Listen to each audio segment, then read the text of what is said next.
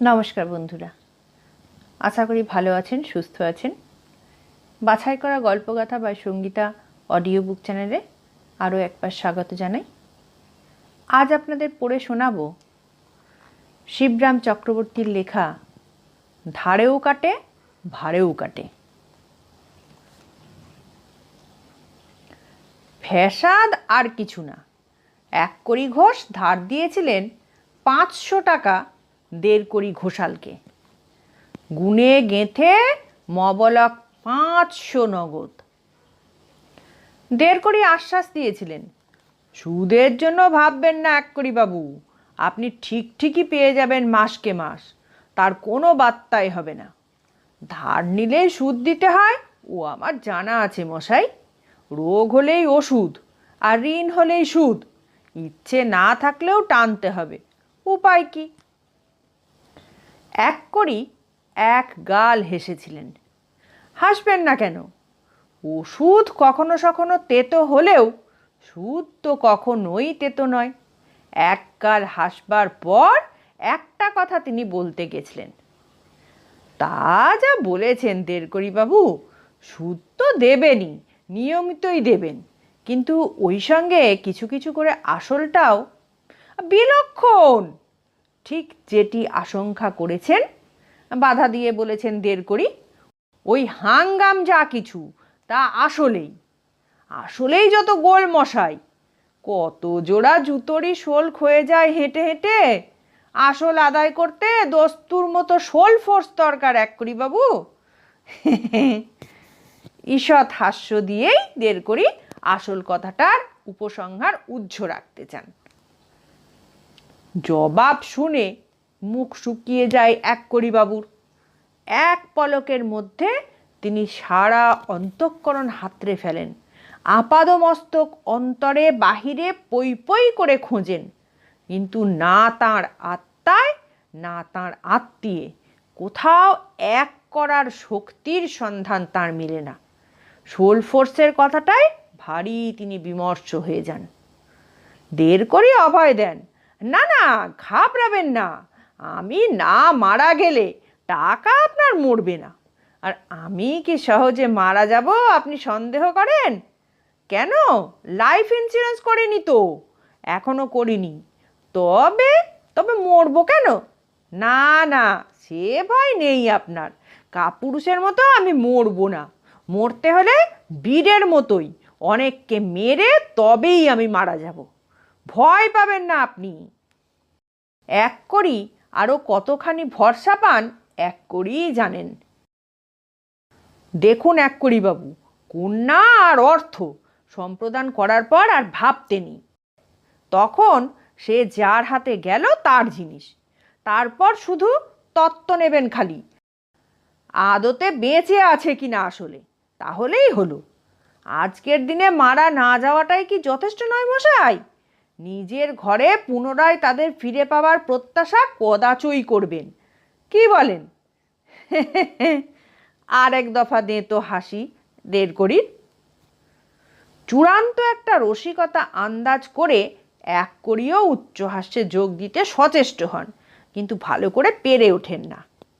তাঁর বদনমণ্ডলে অতি কষ্টে সৃষ্টে যা বহিষ্কৃত হয় তা হাসি তো নয়ই, কাষ্ঠ হাসিও না, হাসির নামমাত্রও কিনা সন্দেহ। গালে উঠে গালেই পর্যবসিত হয়ে যায় পত্রপাঠ। হাসির গালাগাল তাকে বলা যেতে পারে টেনে হিঁচড়ে। হাসির বাপান্ত করে 1 কড়ি বাবু বলেন অবশেষে, বেশ বেশ, যেমন পারেন সুদটাই দিয়ে যাবেন মাসকে মাস। তারপর যখন সুবিধে হবে আসলের কথাটাও ভুলবেন না যেন। কিছু কিছু করে দিয়ে যেতে পারলে আপনারই তো ভালো মশাই, দেনাটা হালকা হয়ে যাবে কত, তাই নাকি?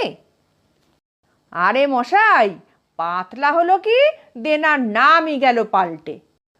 সুদতে শুরু করলে কি তার নাম আর দেনা থাকে মশাই?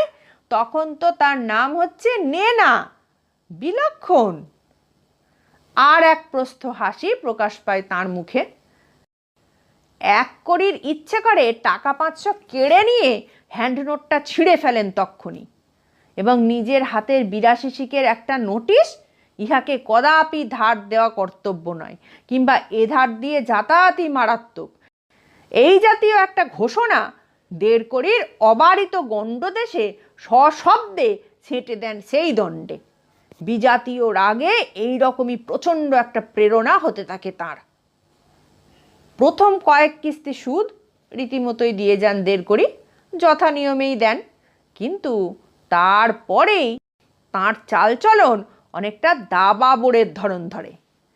তার মানে একটা কিস্তি সামনে এলেই তিনি সামলে নেন, নড়বড়ে কোনো অজুহাত অর্থাৎ কিনা লেম এক্সকিউজ দিয়ে ঠেকান, কিংবা অন্য কোনো দাবাই দিয়ে দেন। নিতান্ত না পারেন পাশ কাটিয়ে কিস্তির মুখ থেকে সরে পড়েন। এইভাবে কমাস ধরে কিস্তির সঙ্গে কেরামতির পর দেড়কড়ি একদিন আর পাশ কাটাতে পারেন না, পড়ে যান একেবারে এককড়ির সম্মুখেই। এই যে দেড়কড়ি বাবু, পাত্তাই পাওয়া যায় না আপনার, কটা কিস্তি খেলাপ হলো খেয়াল আছে কি? আছে বই কি মশাই, আছে বলেই তো ছাতা আড়াল দিয়ে সরে পড়ছিলাম। আপনার না হয় চক্ষু লজ্জা বলে জিনিস নেই, কিন্তু আমাদের এই অধমর্ণদের, আরে রেখে দিন আপনার রসিকতা। আসল না দিতে পারেন, সুদটা তো মাসকে মাস। সুদের কথা আর তুলবেন না, শতকরা 36 টাকা হার। টাকার পাহাড় যে জমে গেল মশাই, এই আফগানি রেট কি কেউ শুধতে পারে কখনো? বলেন কি আপনি? নেবার সময় ভাবা উচিত ছিল আপনার। দৃষ্টিটাকে যার পরনায় রোষ কষায়িত করবার চেষ্টা করেন এককড়ি। নেবার সময় তত ভাবিনি, তাহলে কি আর নিতে পারতুম? এখন দেবার সময় ভাবছি, ডবল করে ভেবে নিচ্ছি, বলেন দেড়কড়ি। আর তাছাড়া হয়েছে কি, কম মাসে বা বাকি পড়েছে বলুন? মাস পাঁচেক তো, মোটে 5 মাস। তার কি হয়েছে আর, এত ঘাবড়াচ্ছেন কেন? 5 মাসেরটা না দিতে পারেন একসঙ্গে, 1 মাসেরটা তো দিন না হয়। এককড়ি বহুত নরম হয়ে আসেন। এই তো বেশ কথা, ন্যায্য কথা, কথার মতো কথা। কত সুদ হয় 1 মাসে? টাকা 15ই তো। এমন আর বেশি কি, দিয়ে দিলেই হয়, দিয়ে দেওয়াই উচিত, দেওয়াই তো যুক্তিসঙ্গত। নিন তবে। দেড়কড়ি পকেটে হাত দেন, নিজের পকেটে। দক্ষিণে কিছুক্ষণ খোঁজাখুঁজির পর বাঁ পকেটে তার হস্তক্ষেপ হয়। সেখানে ব্যর্থকাম হয়ে বুক পকেটে হাত ঢোকান। সেখানে খানিকক্ষণ ধস্তাধস্তি করে চলে যান সোজা ঘড়ির পকেটে। এককড়ির হাত বাড়িয়ে অপেক্ষা, হাত বাড়িয়ে এবং দাঁত বাড়িয়ে। অবশেষে বিস্তর অনুসন্ধানের পর 1টি টাকা আবিষ্কৃত হয় ট্যাঙ্ক থেকে। দেড়কড়ি সহাস্য হয়ে ওঠেন। বাজার করতে বেরিয়েছেন এই তো? এই নিন টাকাটা, ভেটকি মাছ কিনে বাড়ি চলে যান। এ টাকাটা আর হিসাবের মধ্যে ধরবেন না, এ টাকাটা আপনাকে ভেট দিলাম মশাই, অমনি দিলাম, নজরে পড়বার নজরানা। বাড়ি ফিরেই, বুঝেছেন কি না, পাঠিয়ে দিচ্ছি আপনার 5-10 মুদ্রা ছেলের হাত দিয়ে, কিচ্ছু ভাববেন না। এককড়ি একমাত্র মুদ্রার দর্শন মাত্র দাঁত তো সংবরণ করেই ছিলেন, এবার টাকাটা হাতিয়ে অতি কষ্টে আত্মসংবরণ করে চলে যান। বলে যান, হ্যাঁ পাঠিয়ে দেবেন এক্ষুনি, যেন আবার লোক পাঠাতে না হয় আমায়।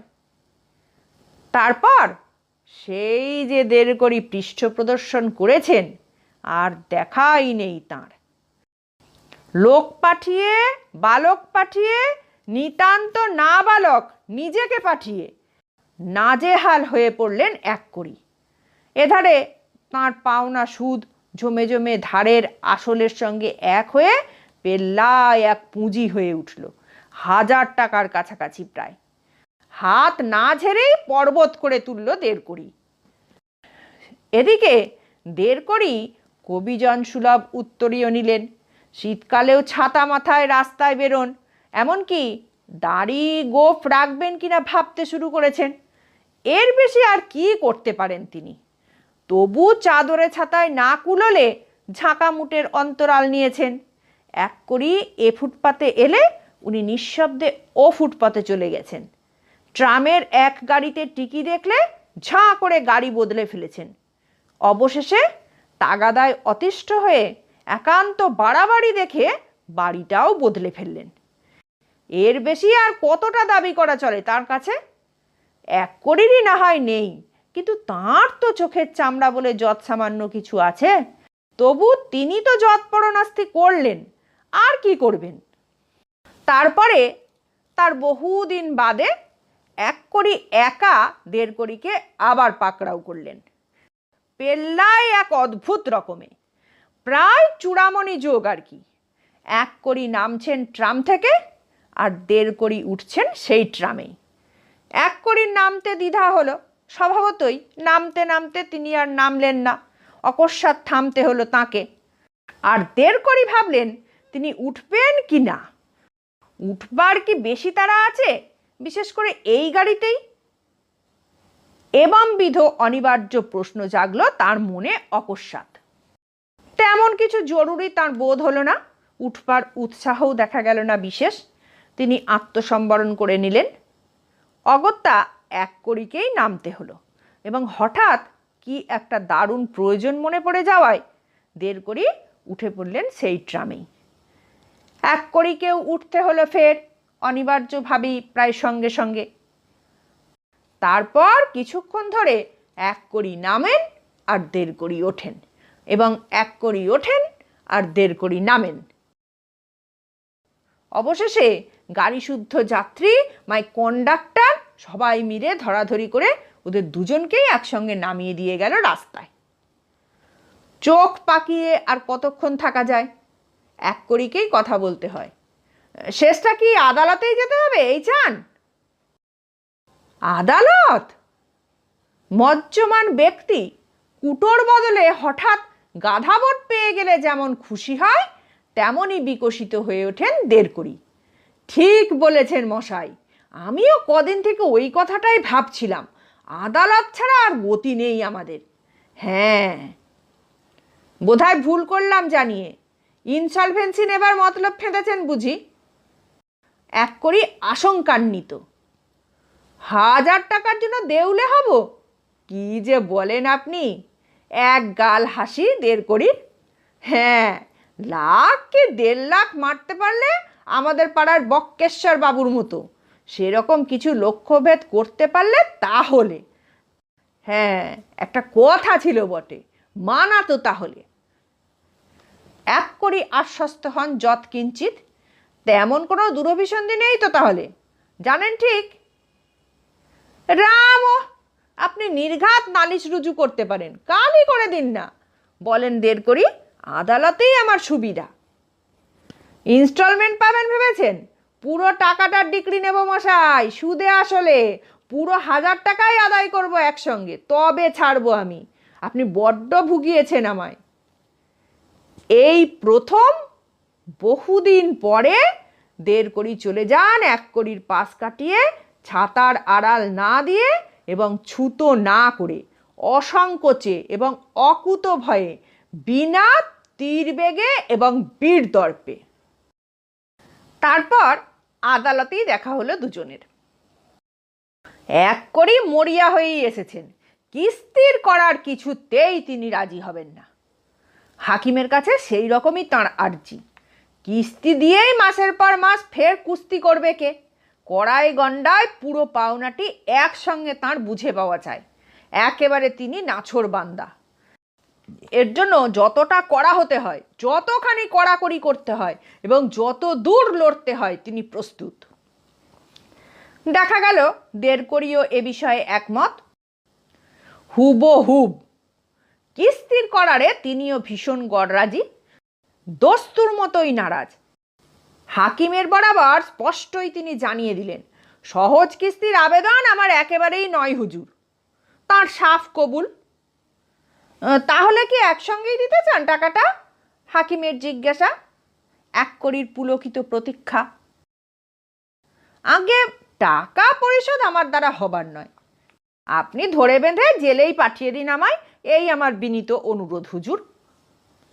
1 কড়ির দাঁত কিরমির করে। জেলে যাবে না হাতি, কেবল লেজে খেলছে 1.5 কড়িটা। 1.5 কড়ির পুনশ্চ নিবেদন, হুজুর জেলেই আমি যেতে চাই, জেলে পাঠিয়ে এইসব বাঘা পাওনাদারদের হাত থেকে বাঁচান আপনি আমায়। কেবল দেখবেন আমার বিহনে আমার কাচ্চা বাচ্চারা যেন না খেতে পেয়ে মারা না যায়। দয়া করে তার একটা ব্যবস্থা করবার হুকুম হোক হুজুরের। হাকিম বলেন, সেজন্য তুমি ভেবো না। সিভিল জেলে খোরপোশ এবং মাসোহারা তুমি পাবে বই কি, ফরিয়াদির কাছ থেকেই পাবে। মাসিক 100 টাকা হলে কি চলবে তোমার? কায়ক ক্লেশে মুখ কাচুমাচু করে বলেন দেরকড়ি, কষ্টে সৃষ্টে চলতে পারে কোনো রকমে, তবে এর বেশি চাই নে হুজুর। বাবু আমার জন্য অনেক স্বার্থত্যাগ করেছেন, আর বেশি ক্ষতিগ্রস্ত তাঁকে আমি করতে চাইনি। যখন নিজের উকিলের কাছ থেকে জানলেন যে দেরকড়িকে জেলে ঠেললে এই টাকার বরাদ্দটা তাঁকেই পোহাতে হবে, তখন প্রথমে চোটে বেজায় রাগ হয়ে গেল তাঁর। চোটে মোটে বলেই ফেললেন তিনি, 1000 টাকা তো গেছেই, আরও 200 যাক, তবু বেটাকে ঘানি টানিয়ে আমি ছাড়বো। করে তেল বের করে তবে আমার শান্তি। ওকে যদি জব্দ না করতে পারি তো আমি 7 কড়ি দত্তর ছেলেই না। কিন্তু উকিল যখন জানালেন যে ঘানি তো নয়ই, বরং তাঁরই টাকায় তোফা আরামে বহাল তবিয়তেই থাকবে দেরকড়ি, তখন ভারী দমে গেলেন তিনি। কি যে করবেন ভেবেই পেলেন না। দারুণ একটা বৈরাগ্য, বিভৎস এক বিতৃষ্ণা ধাক্কা মারতে লাগলো তাঁর বুকে। মানুষের মতিগতি, সংসারের গতিক সতিক, বিচারকের নির্বিচার, সর্বোপরি নিজের জীবনের উপর নিদারুণ এক ধিক্কার এসে গেল তাঁর। এই যদি লোকালয় হয়, এর চেয়ে জঙ্গলই ভালো। তবে বাঘ ভালুকরাই বেশি আপনার লোক। হ্যাঁ, দেরকড়ি বলেন, অগাধ দয়া হুজুরের, যদি অধীনে সামান্য আর একটা অনুরোধ রাখেন, ওই সঙ্গে যদি জেলেরই হুকুম দেন। আদালতে সবাই উৎকর্ণ, কড়িও উৎকণ্ঠ, আরও কি জেরবার আছে বরাতে কে জানে। যদি জেলেই পাঠান তবে 9 মাস 6 মাস নয়, পাক্কা 5 বছরের জন্যই আমায় পাঠাবেন, তার কমে আমার পোষাবে না হুজুর। দেরকড়ি বলেন, পোষা মানুষ আমি। শুনে আদালতের মাটিতেই বসে পড়েন কড়ি, মাথায় হাত দিয়ে। 1 টাকা নয়, হাজার হাজার টাকা, নিজের এবং পরের রক্ত জল করা যত টাকা। অর্থ বিয়োগের ধাক্কা প্রাণ বিয়োগের মতোই মনে হয় তাঁর কাছে, নিঃশ্বাস ফেলতেও কষ্ট হয়। হাকিমের প্রশ্নের জবাব দিতে কোনো রকমে তিনি 2 পায়ে দাঁড়ান। আসামিকে হুজুর সহজ কিস্তির সুবিধা দিতে রাজি আছি আমি, মাসিক 50 টাকা হলে আমার আপত্তি নেই। দেরকড়ি ঘাড় নাড়েন, আমার আপত্তি আছে হুজুর, একেবারেই আমি তা পারবো না। কড়ি আরও কিছু নামেন, 25 টাকা। আধা আধি নেমেও সাধাসাধি করতে নারাজ নন তিনি এখন। পেরে উঠবো না হুজুর, দেরকড়ি বলেন, পারতে গেলে মারা পড়ব। দীর্ঘ নিঃশ্বাস পড়ে দেরকড়ি। 15 টাকা? একদম না। 10 টাকা? 5 টাকা? মাসিক 2.5 টাকা? 1.5 টাকা? দেরকড়ির সেই ভদ্রলোকের এক কথা যাকে বলে। হাকিম তখন মাঝামাঝি পড়ে বলেন, আপোষের মধ্যে মিটিয়ে ফেলো তোমরা, তুমিও কিছু ছেড়ে দাও এবং তুমিও কিছু ছাড়ো, দুজনকেই আমি তাই বলি। হুজুরের কথায় আমি রাজি, এক্ষুনি রাজি, বলেন কড়ি। 500 টাকা আমি ছেড়ে দিচ্ছি, সুদের 500 এই দণ্ডে। খোদ আসলের 500 ফিরে পেলেই খোদা বলে তিনি বাড়ি চলে যান খুশি মনেই। কড়ির মহানুভবতায় দেরকড়ির হৃদয়ে আঘাত লাগে, তাঁর চিত্ত বিগলিত হয়, নেত্র সজল হয়ে আসে, অশ্রুপ্লুত লোচনে তিনি অগ্রসর হন।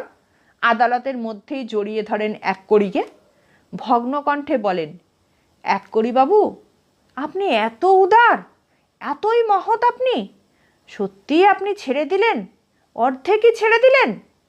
তবে আমিও অভদ্র নই, আপনার সদাশয়তার মর্যাদা আমি রাখব, হাকিমের হুকুমও অমান্য করব না।